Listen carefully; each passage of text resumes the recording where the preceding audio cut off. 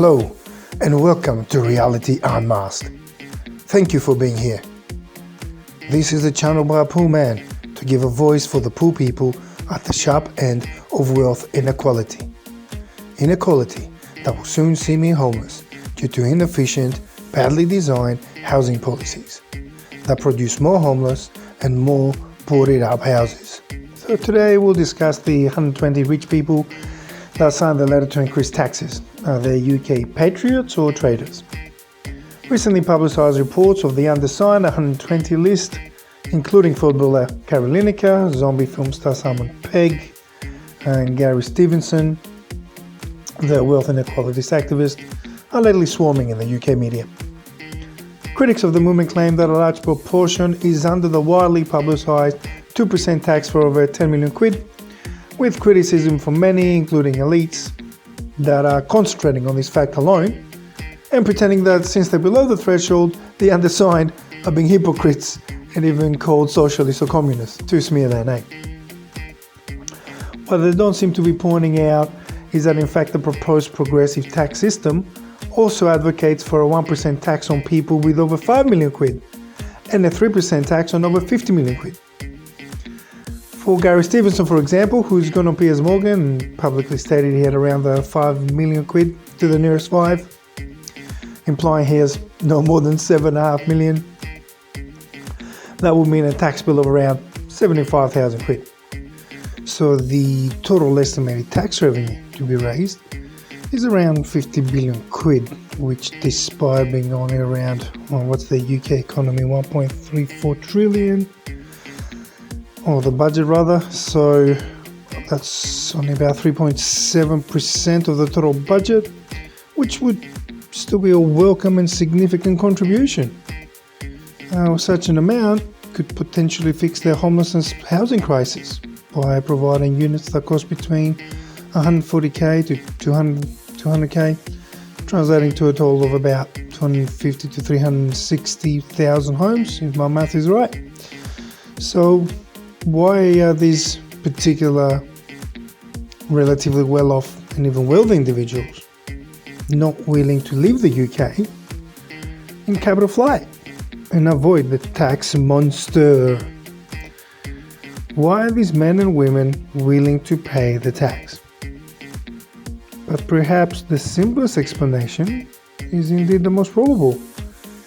The argument that they are highly patriotic Brits who love their country and don't want it to fall into devastation and ruin, something which their fathers and grandfathers told them about, having witnessed with their own eyes during and after the two world wars that ravaged the UK, destroyed the social fabric and stabbed thousands.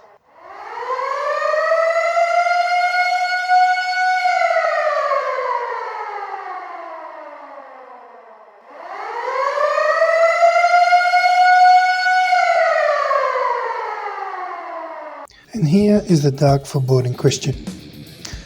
If we look at current events and at the historical sequence of events that led to the two world wars, we'll find a stark similarity to the events that forced brave men to sacrifice themselves on the fields of Europe and the world to the sounds of torn flesh by burning machine gun fire. Is this then this exponential growth in wealth inequality a dress rehearsal preluded to the events that inspired Iron Maiden's Aces High type of English pride?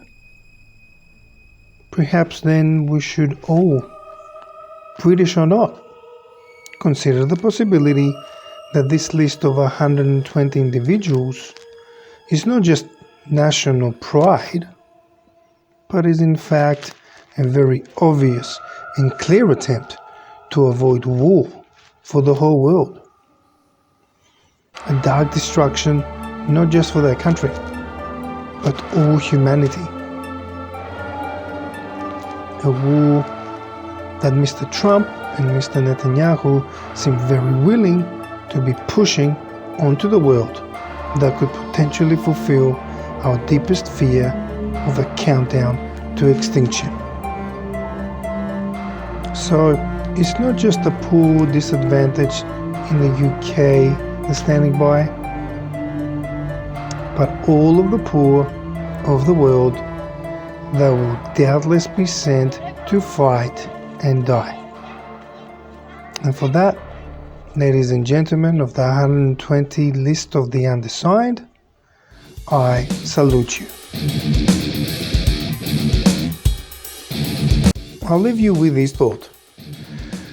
When I listen to the words of Iron Maiden's Ace is High or Churchill's We Shall Never Surrender, that talks about the panic-driven preparations of the English pilots rushing to get into their planes and defend their country from a fierce Luftwaffe attack, it fills my breast with pride and admiration. And I'm not even English.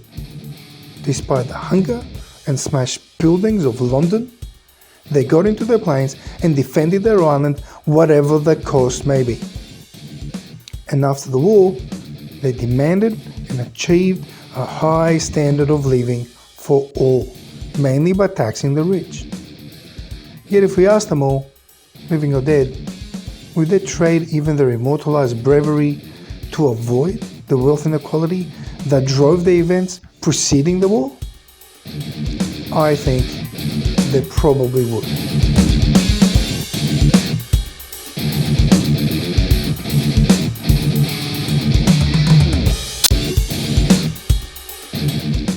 Thank you for watching. I do all my own recording and editing work. If you feel you got some value out of my videos, please help support this channel by liking and subscribing. If it's successful, I'll add Patreon a bit later on. See you next time on Reality Unmasked.